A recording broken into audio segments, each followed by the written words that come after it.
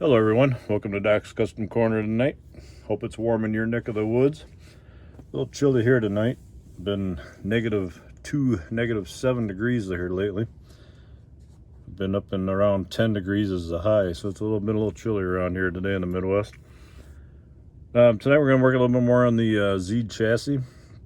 I've got evergreen strip laid out here, got the saw, everything ready to go here. I don't know if anybody, some of you may use Plastruck versus evergreen. I usually just use evergreen because it's readily available for me.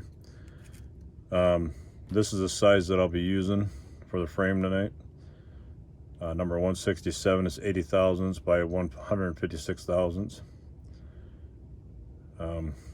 Seems to be about the right scale to kind of fit the frame.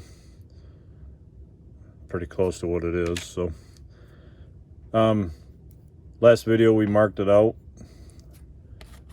got everything kind of ready to go as far as cutting. Tonight what we're going to do is just start cutting it in parts. What I usually do is when I go across, I usually run the lines across from one another, keep them parallel. And sometimes if you can, I always try to cut them both at the same time as much as I can. I don't know how you guys want to do it, but sometimes you got to get it started and then kind of draw on your other one. Doing this, it keeps both your angles going the same frame or rail to rail. Sometimes if it won't, trick's getting it started. In fact, I can't really see the best. Don't help matters now. There it goes. But like I said, when I go two rails like this at the same time, it keeps the angles the same frame to frame.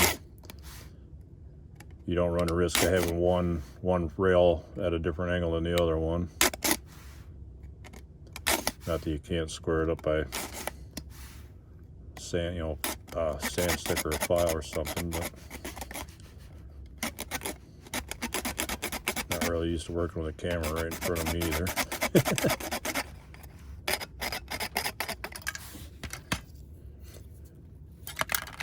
Oop.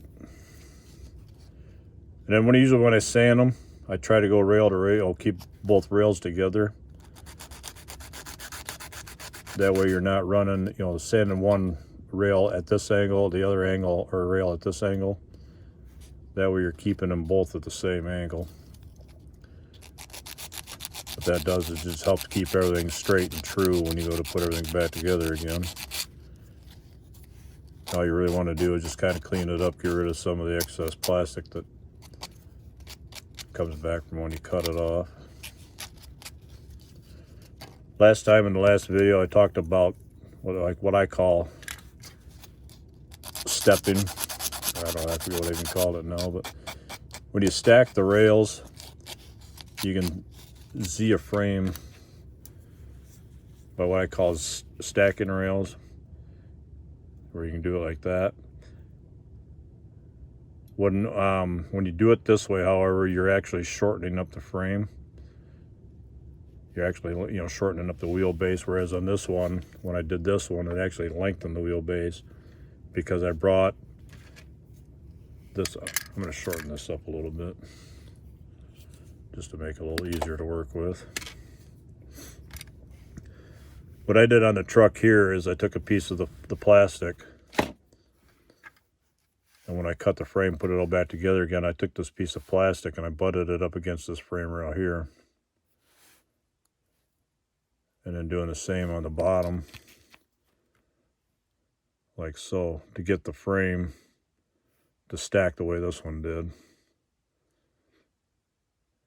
And that, by doing that, you're actually lengthening out the frame, the width plus a little bit extra. All depends on how you want yours, your final project to be. If you want it, longer and leaner like this is, or if you want it short and compact a little bit, give it a little bit more of a aggressive look by shortening it up and making it tight and, packed in a little bit more. But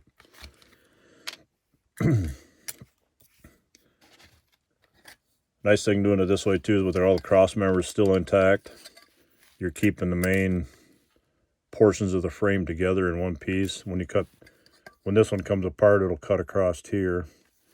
With this cross member, it'll keep everything together. Next video, we'll get into actually gluing it together, building the frame up, and showing the final result. I've got to find what I use machinist shims from an old metal shop. I use a lot of like squared shims just to help kind of keep everything straight. This is just a cut off piece of sheet metal or steel here. It's something like this. I lay these down, put this piece flat on the mirror, and then these pieces actually are used to, when you put it all back together, it helps you build it up, and then that allows you to keep everything square and level and all true with one another. That way you're not running the risk of it being off one way or the other. It just helps to keep it, level, and makes it a lot easier when it goes together. When you do the final process of everything. All right, I'm gonna cut the back off here once.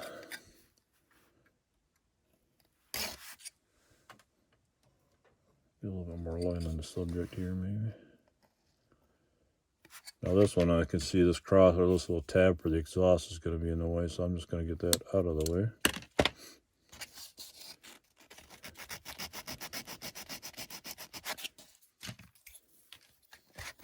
Rather than trying to cut down through it.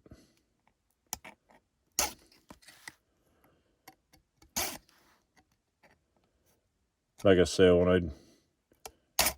you don't always have to do it this way, but it makes it a little easier keeping things straight, rail to rail, keeping it the same angle instead of trying to guess at one side or the other. A little trickier trying to hold on to it, trying to cut with it this way, but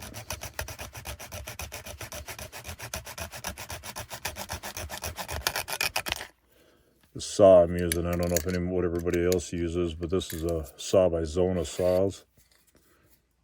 It comes with a wooden handle. I just use it without the handle because it's easier to move it and manipulate it. Zona Saws I've had that one for quite a while. Used to use an Atlas saw like that, a little hot rod saw that I brought out a little while ago in it's in my intro video, I guess. Used to use an Atlas saw a lot. Atlas saws are made for cutting railroad rails on HO rail or trains, and I used that type of saw for many years, but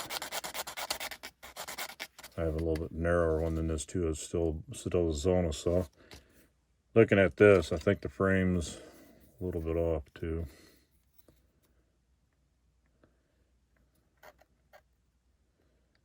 You can see a little bit of a gap on that one rail. Not too bad, but it's there. Yeah, not too bad. A little cleanup. And like I say, now when I do this, I'll have to find my machinist shims that I use, but that way I can stack this up and build it up. What it's going to do is it'll be a stack of a few more, and it'll bring this platform up to about here, and then from there, and then it'll bring the front end up to about here, and that way we can start getting these cut, where these will then go in and help hold the frame up. These I kind of I've done a few of these, of course, but you can, after a while of doing these, you can just kind of get a little freehand on it. You don't have to really get all precise on it, as long as you're close. And what I do too is sometimes I'll go past the frame rail. I'm over exaggerating this a little bit, but you can see how it hangs below the frame rail. I'll actually let it hang a little bit lower than the frame rail. That way, after I'm done gluing it and everything's dried, I can then come back and shave that off, either sand it off with a sanding stick, or I use this thing a lot too. I've got 80 grit on one side, 120 on the other side. All it is just a piece of metal. A little handle, I don't know whatever it came off of, but it's just a little piece of metal with adhesive backed sandpaper, DA paper on it. I use this a lot to keep everything, it keeps everything nice and true. A lot like this sanding pad here. You can come across both rails with it, and it's a little bit more rigid versus this. This has got like a piece of foam. It's got a little give to it. If you've got like a sanding file, like a nail file, something like that, or even like this adhesive back sandpaper, you can stick it on a piece of glass, and you can work the pieces back and forth on, like this too, to kind of true everything up. The straighter and the truer you can make it, the better off your final project's going to look.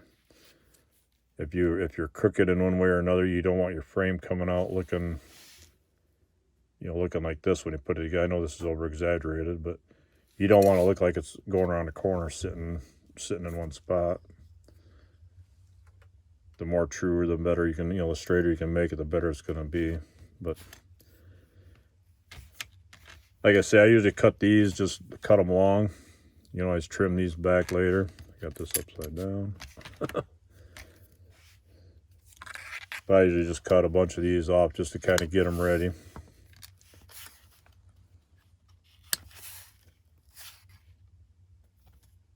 I know it's kind of a waste to cut them a little bit long and then have to trim them off. You're cutting excess off. At least that way you're not cutting yourself too short on it.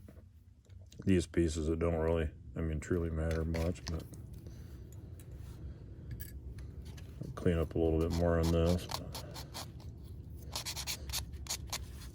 And there again, it's nice. I got the paper on it right now, but I've got a glass tabletop that I usually work on.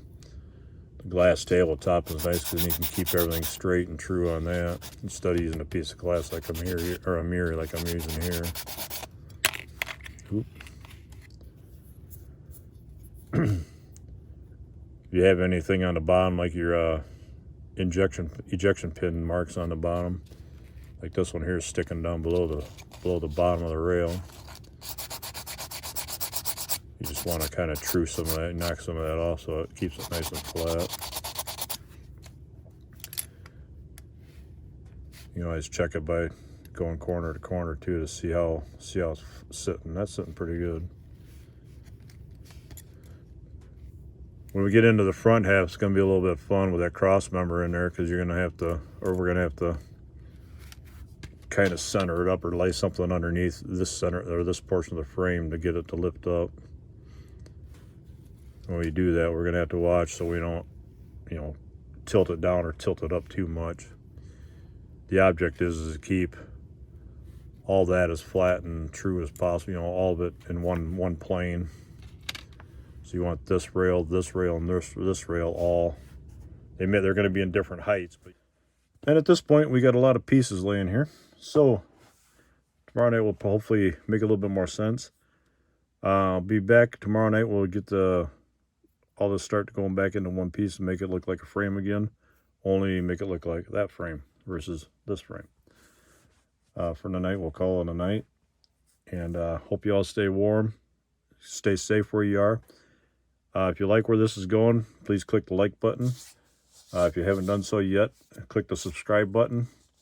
Follow along, and hopefully we'll keep going with all these videos, and we'll show you a little bit more. I've got some more stuff coming up that I want to do. I've got a friend of mine that's kind of not really calling me out, but he's kind of, well, I guess you can say he's calling me out a little bit. He wants to see some of my Hot Wheels. So I'm going to be probably putting a little thing together, maybe a video to kind of show off some of my older Hot Wheels. Kind of give a little run, or a little bit of a teaser, if you will, to Johnny Roman out there. We'll bring out the Hot Wheels a little bit, kind of show you what I've had over the years. Along with that, we've got a couple more ideas in the works as well. But click the notification bell up top if you haven't done so. That'll let you know when new things come about. Click the subscribe button. We want to keep you around a little while. Hope you like what I'm doing to stay around a little while longer. And with that in mind, we'll see you all tomorrow night. We'll see you on the corner. Take care, everyone.